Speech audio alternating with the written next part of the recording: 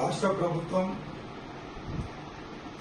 రేపు జరగబోయే బడ్జెట్లో మన రాష్ట్ర ముఖ్యమంత్రి వారు రేవంత్ రెడ్డి గారు మరి ఎలక్షన్లో హామీ ఏదైతే ఇచ్చినో ఆ హామీని నిలబెట్టుకోవాలని చెప్పి యాదాద్రి యాదవ సంఘం శ్రీకృష్ణ యాదవ సంఘం ఆధ్వర్యంలో మరి ఈరోజు ప్రెస్ మీట్ పెట్టడం జరిగింది.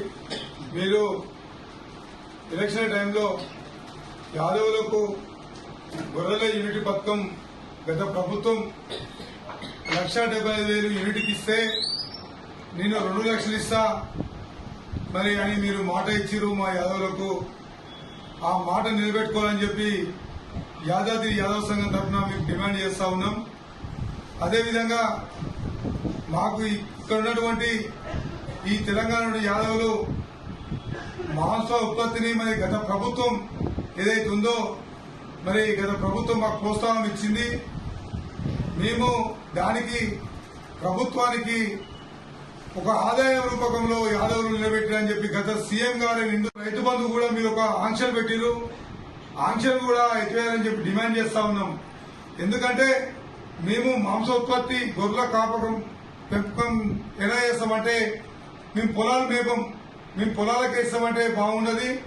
మేము మరి కంచెలలో చెట్లు చేమలు మేపుకొని మేము బతాం కాబట్టి జీవనోపాధి చేస్తాం కాబట్టి మాకు మరి పొలం అయితేనే ఇవ్వకుండా మరి అది ఎత్తివేసి మాకు కంచెలకు కూడా యాదవులకు ప్రత్యేకంగా అది మీరు దృష్టిలో పెట్టుకుని రైతు బంధు కూడా యాదవులకు అన్ని విధాల భూమి ఎంతైతే ఉందో అంత భూమికి రైతు బంధు చేయాలని చెప్పి డిమాండ్ చేస్తా ఉన్నాం. అదేవిధంగా ఇక్కడ ఉన్నటువంటి యాదవులు మరి రాష్ట్రంలో మంత్రివర్గంలో కూడా యాదవులకు సముచిత స్థానం లేదు కాబట్టి మీరు తక్షణమే మంత్రివర్గ విస్తరణ జరుగుతూ ఉందని చెప్తా ఉన్నారు కాబట్టి ఆ మంత్రివర్గ విస్తరణలో యాదవులకు మంత్రి పదవి ఇవ్వాలని చెప్పి డిమాండ్ చేస్తా ఉన్నాం.